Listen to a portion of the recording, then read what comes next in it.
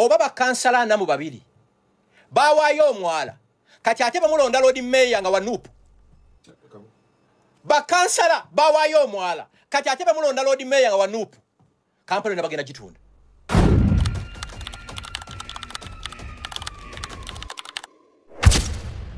yawandi kibanga nakuzo mwezi 17 August 2025 ajitaddeko mukono ye Minister wa Kampala omukyala Ajat Minsa Kabanda ngegendebwa Executive Director wa KCCA eriko omuntu okugamba nti redevelopment, upgrade, beautification and drainage improvement of Nakivubo channel. Reference is made to the presidential directive dated 2nd August 2025 for the redevelopment, upgrade, beautification and drainage improvement of Nakivubo channel by Dr. Hamis Chigundu. I hereby equally instruct that you give Dr. Hamis Chigundu all the necessary support and approvals required towards the successful implementation of the same as directed by His Excellency the President. The developer should commence with the ground preliminary site preparation works like site clearance, cleaning and unblocking of drainage water passages. And what? Unblocking. Unblocking. Okuzibukula. Yes. Byakolebwa? No. Genda mazo.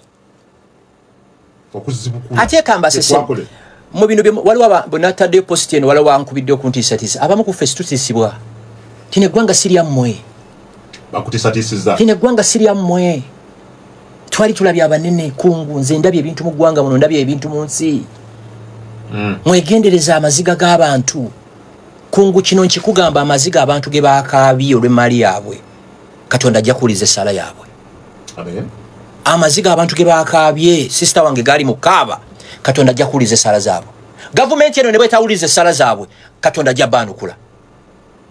Katonda ajja baanukula. Abantu abanaku abeewola ssente mu bubanka. Lwakuba ate abamu mu kyonoonye waliwo omukazi gwe nabyalumba Abanyarwanda. Jesus. Hamis Chigundu Munyarwanda. Mpozi nga simanyi. Nga simanyi. Ngenda basomera bakansala bonna abawaayo omwalo ogwo mundakiko muvandimu. The developer should commence with the ground preliminary site preparation works like site clearance, cleaning and unblocking of drainage water passages immediately as directed with proper site holding and the project signages. The presidential directive, the presidential directive should be implemented sufficiently and effectively. Nema yali involved mu bino. Katika nkubulire kungu. Ekintu kino olumu I tend to pull back ennaku zino ku bintu bingi. Naye bangambye abakugu nti okola omwalo ogwo. Company ino gukola yinza okumala emyaka 2 bali ku feasibility study. 2 years. 2 years. Basoma busoma imbeera. Yes, ekisoka. Every rainy season they have to be on the ground. Amazi gayingirirawa, gafulumirawa. Gali wagasinga okujja obungi tugenda gachoninga. For 2 years. Chovola badamu ngeze ezejinja kaluma. Basobola okumala emyaka 5 bali ku feasibility study. Momplia? Yeah. Byakolebwa. Mutabana guva. Fenna twagala enkulaakulana. Teri muntu awishingira hamu bubwi. Fenna twagala enkulaakulana. Because ekyo nzikitegeramu ebisumba.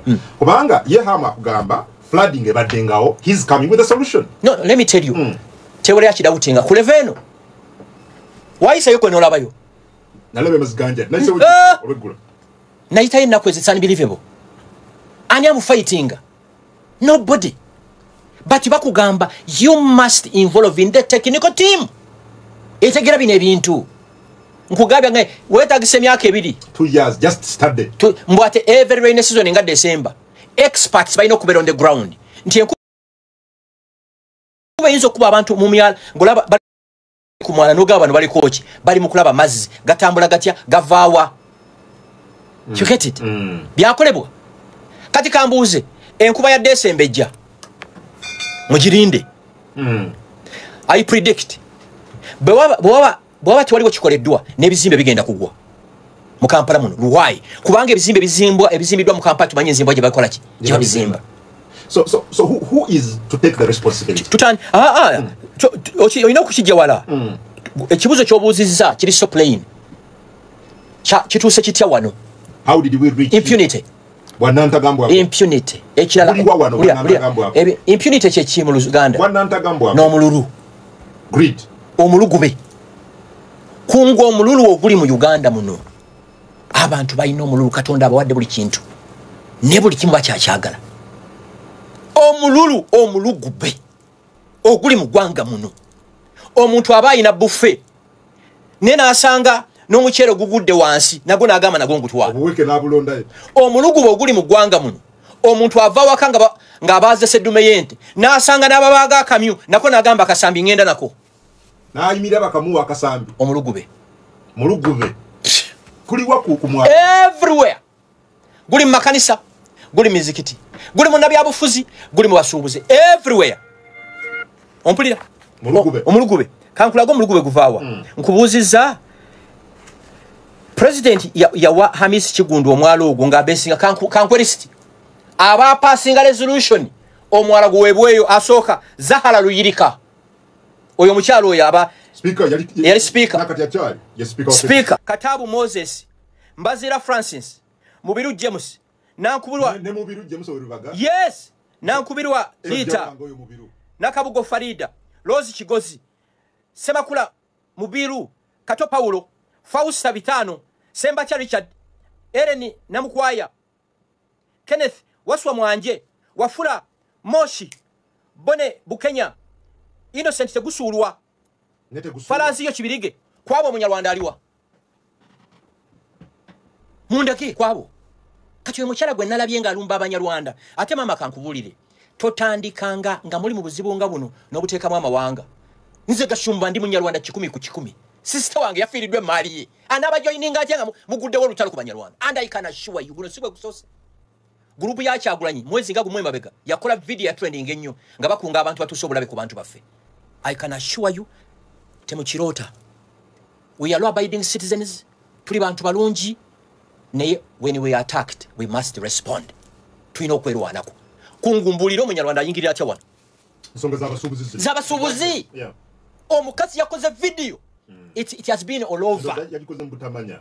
Ekirungi akitegedde nti nsonga ya. Kati ekibuuzo ekirala. I know it from a reliable source.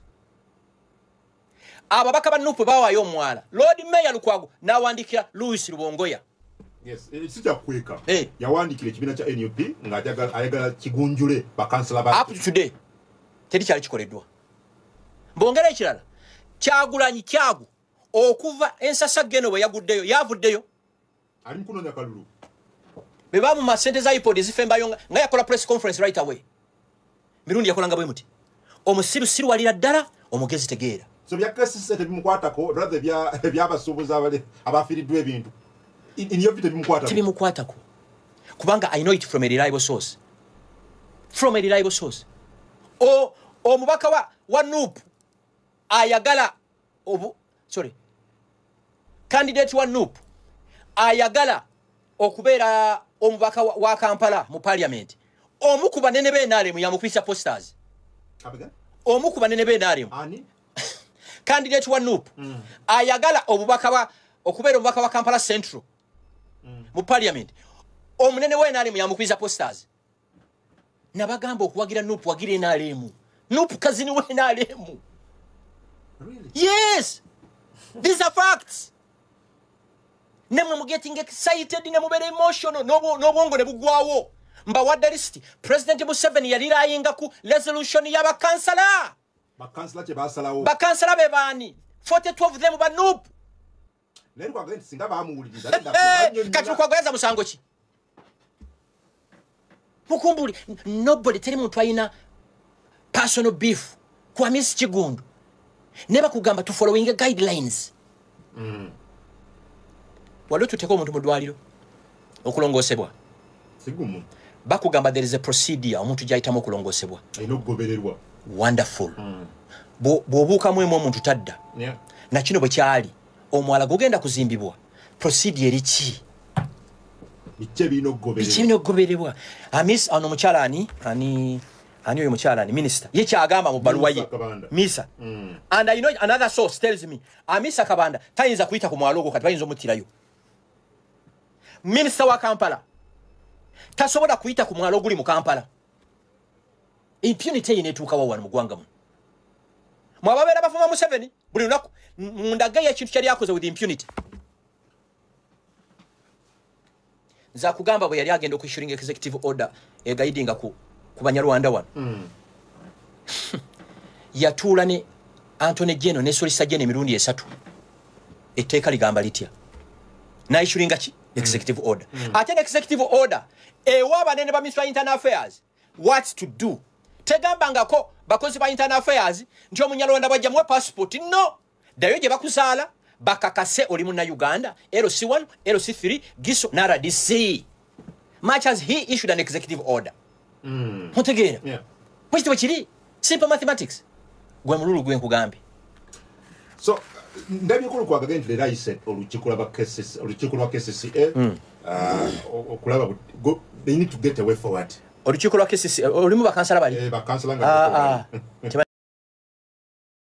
nga kibagenda muyamba ate lukwago ino okubeera very very careful agambye bakansala bagenda kubeeramu ne ba minister abamanzi wa Kampala kati kino kankikubulire lukwago must be careful bayinza n'okumutiramu bakansala are they that wild kati kankubulire ekintu purported opposition kyekoze successfully mu Uganda okimanyi kwe kwefuula abatuukirivu kati nze ndi mu kubambula sikaati bameka badde bakimanyi nti bakansala bapasinga resolution eyo Hamis as a businessman Minsa Kabanda oli Hamis Kigundu as a businessman ekyo taina buzibu ku kino no ye wala opportunity yes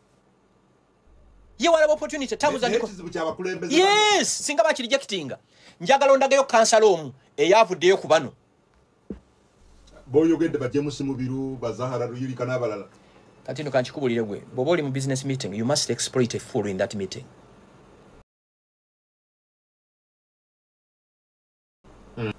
kale katugewa jikule mitwalo 10 omanyiwe eyagisuula sente meka ayinza okuba gisula siringi 15,000 nakujjako amagoba ga mitwalo 7 minus the taxes that's a fool in a meeting kakati ye Hamis Kigundu the smart businessman yagwa ku bajega buli omu ne babatemera omwalo ogwo guliko eka 79 acres buli eka mu Kampala at least gibali $1 million twagendo kibalanga omwalo ogwo Hamis yagufu guli worth 300 billion Stwina mistake bana Kampala awulira manyi mulimu n'omunene yavaamu ne Land Cruiser ya milioni 2 you get it Ham is a smart businessman eyagwa mu bajega yes then just want the question who is responsible wanga bikina tandikidde mabega bakulembeze bano uliro ono ani ono Olabagati njagala guidance. Buli kyekigenda okukolebwa kandi kutere ku simu yo okitegeera ate Hamisa alina okuvaayo Minsa a decent woman very pure alina okuvaayo mu kino alina okulaga lwolo ye nze nabagamba kino bakola kiki bakola kirala otegeera naye mulyayo simanya mbulaera simanya biki Jesus kati kankubuuzemu ekibuuzo oba bakansala munyambe mutemu kano oba bakansala namu babiri bawaayo omwala kati ate bamulonda Lord Mayor nga wanupu bakansala bawaayo omwala kati ate bamulonda Lord Mayor nga wanupu Kampala ne bagenda kitunda buno obwana bwa nupu buno n'obuwa Kampala emyaka 5 ne moloka zaffe buyinza zitundira mu parking wano kiwali mu kibiina kirimu bubbi nga nupu eyo nabeera wano nga nkugamba nti nupu bagiwa sente za iPod omanyi nawe olimu olumbugulwa nupu nkumanyi gashumba tekisoboka tebyavuddeyo bo bennyini Kyagulanyi aliyo no recording nga bulijjo bazituwa otegeera ndowooza Apulize bebozi ajat Minsa Kabanda tujja munoonyako inshallah lunaku olw'enkya wano tomubule anyonyole bambi hamu mufana yo abwerere yabusubuzi yagwa kubajega bisa uno ngayogera minister wa Kampala uyo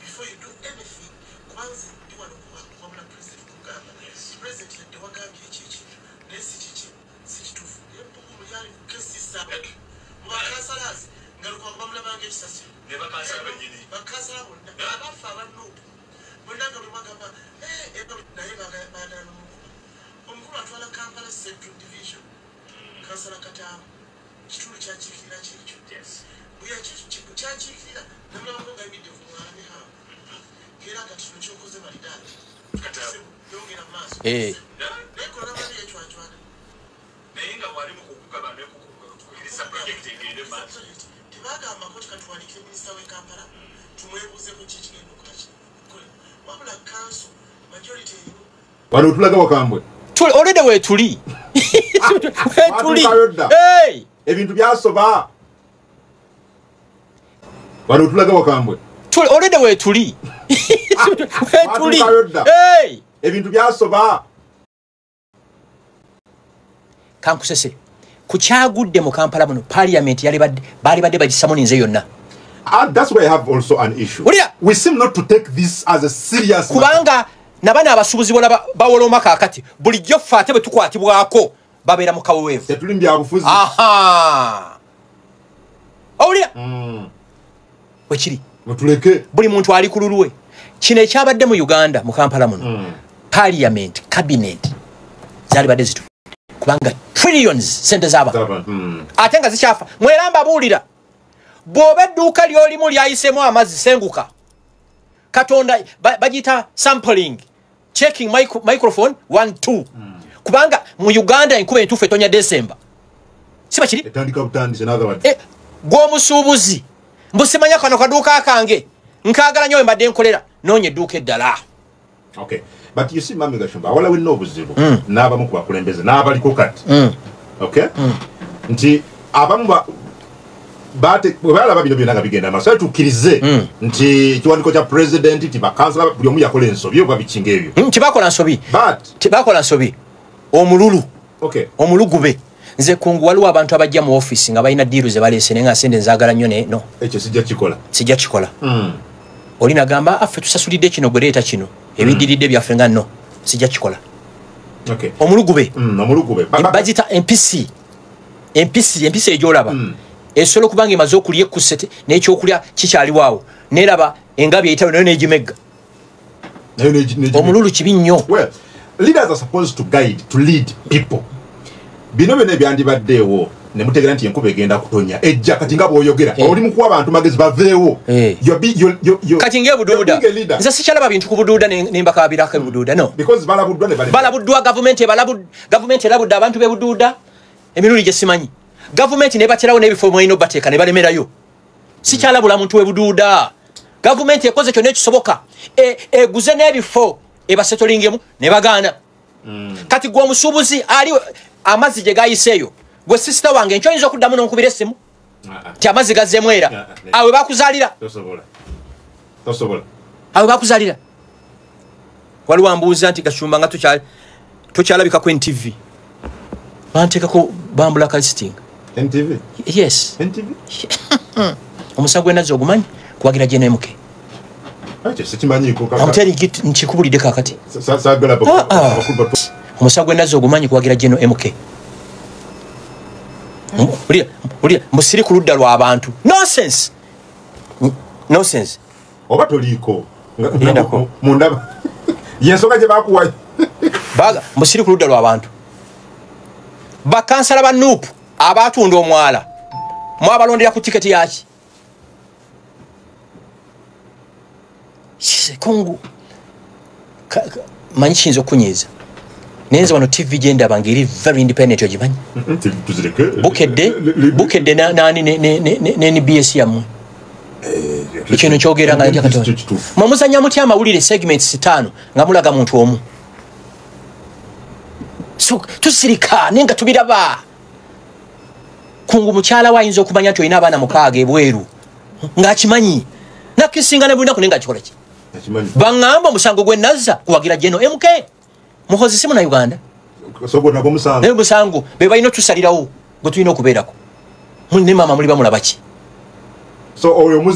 lwaki takyalaba ku NTV nkuzeemu baŋŋamba bambula kalistinga ate nekirala oli kusaidia ya muntu MK muna Uganda ate mukama wange ye muntu yekka mu Uganda aba MK balaga bachaza mbalabayo bani abali mu kisi kati kankuwulire kino nkikugamba waliwo Kyagulanyi bwe yasiga ensigo z'obukyayi eri Abanyarwanda Luweero ne tukola press conference Luweero Kato yali akyaliyo ne mwegayirira nti Kato nkwegayiridde kavalinga ekintu kino bosi yennyini yambuuza Gashumba wasaze magezi ki NTV okukavalinga amawulire galina okubeera nga gali fair ate kino kakibawulire mu bakungu Sanyuka TV NBS Bukedde NTV abantu babiraba ne bategeera nti eno yekubidde oluki olubege Ongamba otyambu nno sisobola ku accessinga bifaananyi bya president ng'ate omuleetanga namba 5 mu mawulire awe bandeolo okudde njaga tumaze ensonga tugende ku kyetulaba mu parliament wite wabadde muliro oli osula njaga tukonkluding tonkonkluding sa omwana akyembuuza wano you cannot tell me egguli erisoose eryokubiri eryokusatu eryokuna lya nup tonkonkluding sa omwana akyembuuza wano you cannot tell me egguli erisoose eryokubiri eryokusatu eryokuna lya nup Eria Museveni oliyetanga namba mukaaga noga mufasitukkirizibwa kukwata bifaananyi ebyomukaaga wabijeewa so tugenzeyo ine kubanga lya ffe kungu ate mu bannamawulire muyina okulaga nga fairness buli wamu kubanga n'ababaka balabidde mu parliament nga balwanirako lwaki TV eno yagandde okabalinga ebigenda maaso mu parliament ate nkusesa ki technology yajja NTV terina kubeera mu parliament esobola okubeera awantu wonna abaye mukyala nsibiraga basooka kutugamba kubalinga president kakati ate ne parliament nayo era batuganye kati ffe twazizza gwaki kati mukyala nsibirwa ekisooka kye yakoze ekyo kikyamu Yoweri Kaguta Museveni tebamwansalingira mawulire seeking audience naye ate de Museveni ayino tasobola kwogera naabo ajja kugenda mutoni wa Gakaani kennyini really de Museveni ayino tasobola kwogera nabaabo managing director nkubuuzizza NTV egamba bagigoba ku mikolo gya president siba kiri era geguli erisoose Kyagulanyi eryokubiri eryokusatu eryokuna eryomukaaga naye terya Museveni oba babagoba lyo mwalifunye mutya eryomukaaga minundi ekolanga bwati eryomukaaga mwalifunye mutya nali awaka tulina abagenyi abaali awaka omuntu yesirezika nagayi naye wano fairness nga sigikola ki Bukedde eroozebwa okuba nti lupapula lwa gavumenti sibwe kiri naye kusesa ati Kyagulanyi abeera ku front page nga ne Museveni ali ku front page wandanga kwebali so muganda yenkuzeemu twakolanga program ne Franka Walusimbi ku NTV eyo tuwaye nze nabeerako akaseera nga every Monday mbeera ku NTV eyo okuanalyzinga ebibaddewo mu biseera bajjowe munene Munnakenya nga yakyagiriddenga ensi yafa ganamwe nago ngasoma neŋŋamba muwala wange yuza bino kasuka mu gasi eri monitor mutulage tontisa nawe na mawulire gajenju bagasiya don't scare me kungu nze gwolaba katonda yankumye amawulire gonna nyinayo mikwano gyange mu New Vision nyinayo mu monitor abamu mikwano gyange nabo beebuuze kigenda maaso baali batuwadde sequence omwala guno gwagenda gutya temutisibwa nammwe kati oba amawulire gatutiisa olujja n'Omuseveni akoleki kungunziramu tubeera wano tukritisayizinga gavumenti eno situddayo awaka ne twebaka kati bw'oŋŋamba nti ne NBS Sanyuka Bukedde NTV BBS tekkirizibwa kwogebwako then lino eggwanga mulikubeko bo muligalewo siba kiri ampuliriza radio fokwoli program entugadde mwami amuli gakukoze ng'oyuza nze nkuwadde example eri emu lino eggwanga lyaffe oba Museveni alina emizinga egikuba buli wamu tumwogerako ne tukritisayizinga gavumenti ye ate mwe bannamawulire mwe baani mwe mwina monopoly kutegeera we are all Ugandans we have a stake in this country technical team ya KCCA balina okutuula oba waliwo ensobi ezaakolebwa zigonjoolebwe mwe abasuubuzi mbagamba bw'oba omanyi wooli amataba gayiseewo senguka tudde bawulira senguka ekirala munnakampala bw'oba oli munaku mu Kampala omuntu agenda okukuuma n'ebibyo yeeriyasi Lukwago these are facts nkulaga video ye bye yakakola ngalwanira abanaku waliwo kabiri kanjagala okuzanya wano maybe bakansala bannufu bwe mwaweerezayo mu kisanja ekiwedde be baatunda omuki omwala ampuliriza wuliza Haji Lukwago kadakiika emu yokka wuliriza ng'ayogera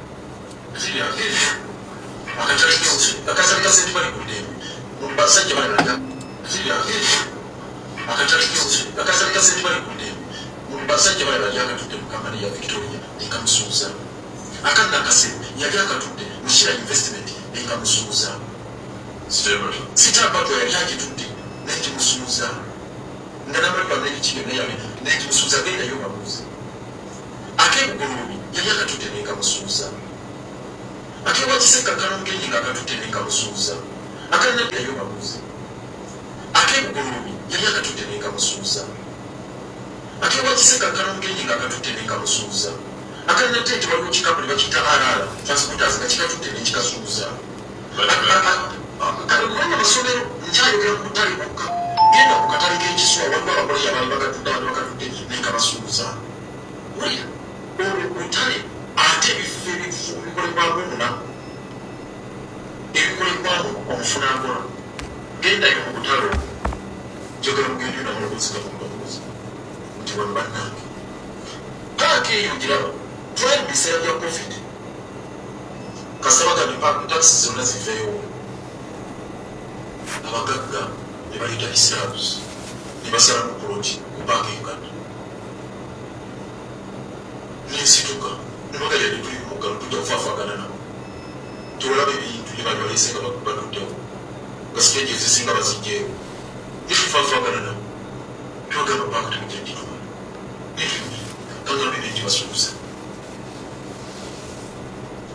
eyo butale ne paaka kakati waliwo omwana wa Lukwago akola mu butale obwo Lukwago representing abanaku banyigirizibwa period goba ovuga boda ng'okola mu butale ng'oli mu kweyiya mu Kampala Lukwago olwali fuluma Kampala naawe Kampala ojja gifuluma kino ekibuga bw'okikwasa Lubongoya ani atunda omwala sibo abakansala baali baki badipi benalemu anti mubeera muvuma enalemu nga bwejjudde ababbi omwala gwatundibwa bakansala benalemu nziramu sebo nange mbuuza manyi bwe kumanya oli wa Nuupu nziramu omwala gwatundibwa bakansala benalemu Lukwago keka katado bakakyayaka mu Kampala. I'm very surprised nti yosabidde mwami Lukwago akalulu nkasabirani bali mwezo mukwano gwange nnyo is my friend mukwano gwange nnyo sisobola mulonda ku bwa meya sisobola bali mwezo musajja omulungi atambula nini yayu bali mwezo yendiga yenyane ente nungi nenge etambula n'empisi bunamba manyi kiringanga Uganda gikwatiridde ali ogu Yoweri Museveni kino kanchi kugambe kungu President Museveni oyo mumulaba ngo okusaaga mumuyisaamu amaaso yakwatiridde eggwanga lino ettima obukyayi impunity arrogance gyendaba mu government eno ne mu NRM President Museveni naavaawo kibwatukira lino eggwanga simanyi gye ligenda Museveni Katonda yamuwa ekirabo kiri kimu nti kungu oyo abeera nkolokota kiki ng'akwengejinga ku marathon ngakuleka genda ngovuga ni president w'eggwanga bamulabanga ku Facebook ledda nga yengejinga abavubuka batandikanga 20 ne basigala 10 ne basigala 7 ngabawutulizaniza Museveni oyo ke kataala akakira Uganda Museveni ke katado bako kakakira Uganda kino kikugamba kubanza kugamba njogera ne ba minister njogera n'abakulu mu police njogera n'abakulu mu maje I know how they think ochuli nze ochibayi bali bagala kono kunzita bani kankubuze mu ekibuzo oba bali bati bagala kunzita security detail jenyina yaki no ina basirikali potambula na bakuma kyekubuza lwaki kubanga president w'eggwanga yafuna intelligence gwe jotamanyi you get it abasiru abatumavu wajinga omanyi omusibu akola ekintu kyekisiru nga tamanyi mayumbo yali afanja kuli atuvudde ku mpewo wano kyayogera abantu bosinga ngo kutya basiru in big numbers bayinza okukola ekintu ekisanyawo eggwanga lino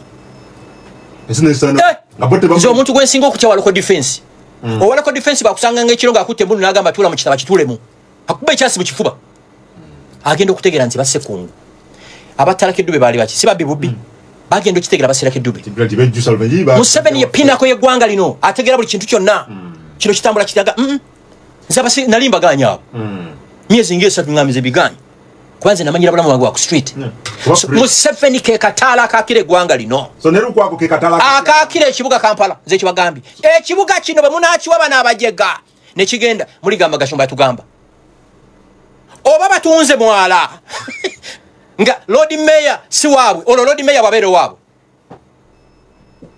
nayo kati balese bumotoka mu bunywa ki necha bino byempulira mbuno tusindike engineer ku KCCA na department yaba engineers a full-fledged directorate yabachi yaba engineers kati wali unakuwa information ne yali deputy ED kumulembe gwa Kisaka engineer Luyimbazi aliwa anti ne yali engineer mukwano gwange Luyimbazi bambi was an amazing guy very good gentleman very good aliwa sema tutwala engineer omanya kati ekirala kino bajjaje banganyi no kyogeranga ko wano bajjaje bakugamba ancestors bagamba kibajjaje akalulu kano ulira tolonda kala londa muntu mulonda abaana bammwe ekirala tolonda dini londa muntu banyina je nabadembo no wa dini waffe situweleza muntu lubaga situweleza muntu na mirembe tuweleza muntu mu parliament tolonda dini kwanyina we natusega ono wa dini yaffe stupid wa dini yaffe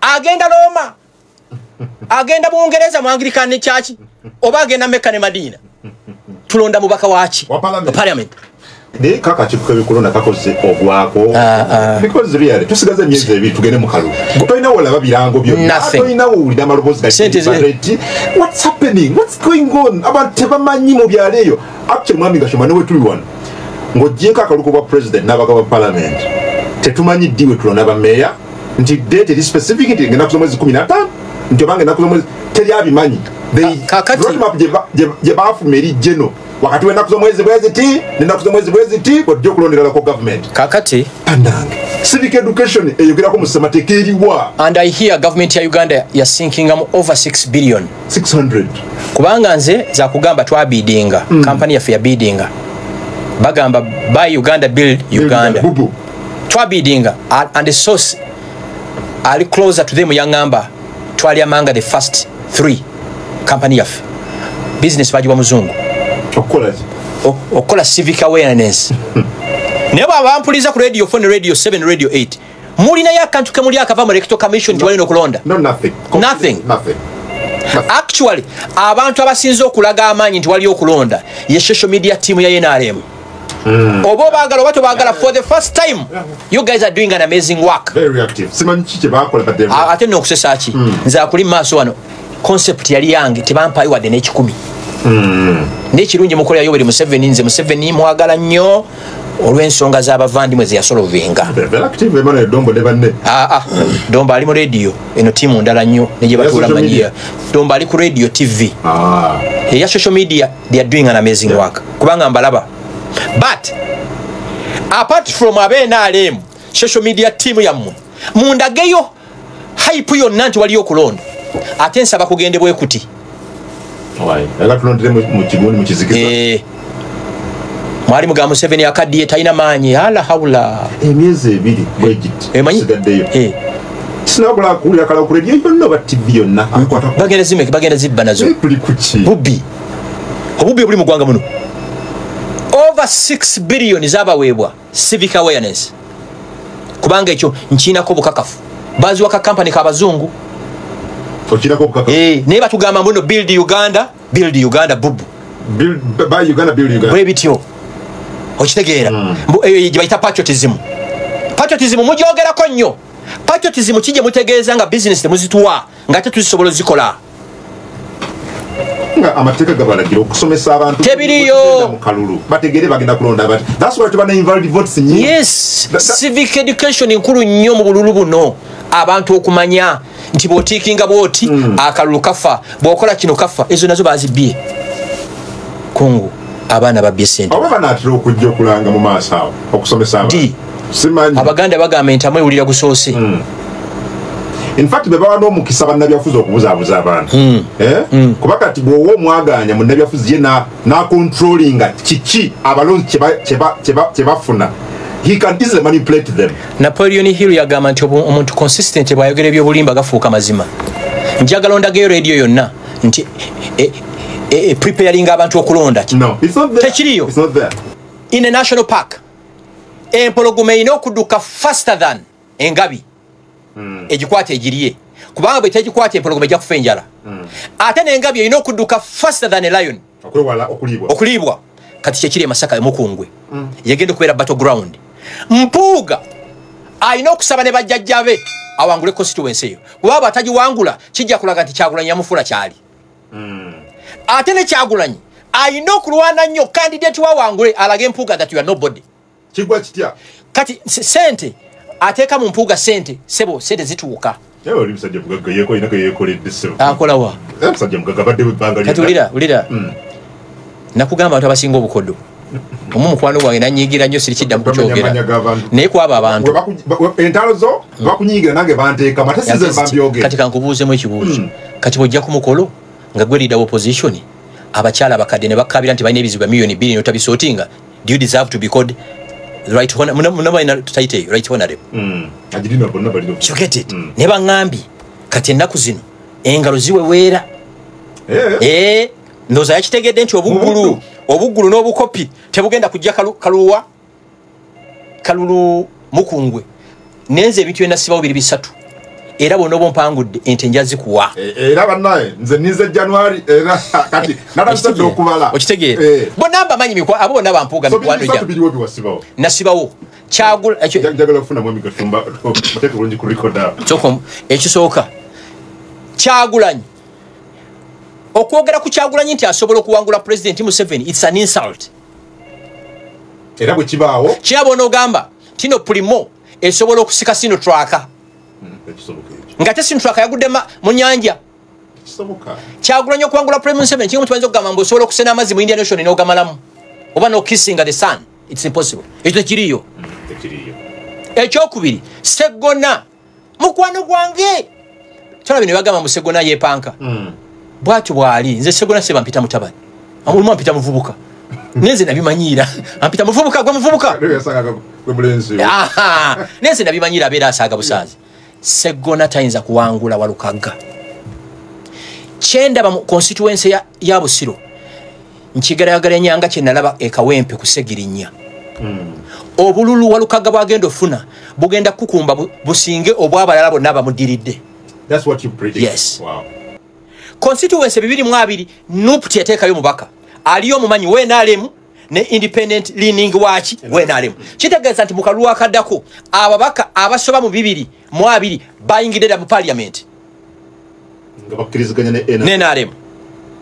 Wataba wa NRM abalini. Kambalage n'ekirala. Northern Uganda yonna mugira bakati yellow. Western Uganda yellow. East yellow. We mwali badde muyingira nnyo mu Bugisu Nandala wali Nandala akolanga bafa mukimanyi muntegeera ndowooza bino ebintu bwe mbikuga muyinza obutabitegeera kati kankongere nakano mu recording Lubongoya baba kimanyi bagenda okulayira nga aba president mu January lwaki alwana okuyingira iPod. Lubongoya bwaba kimanyi ti Bobi Wine agenda kuwangula afuke president lwaki alwana okuyingira iPod kakati akimanyi there will never be. Ontegede ku point eyo iPod buli kibiina bakiwa sente okusinzira ku babaka abaliyo. Bw'oba okimanyi nti Robert Kyagulanyi Ssentamu agenda kubeera His Excellency the President of Uganda ng'ali in charge of the entire treasury of this country lwaki mulwana okuyingira iPod mwali mulwadde mugamba ebyo iPod situbyetaaga ffe tugenda okulayira ku bwaki kuba president.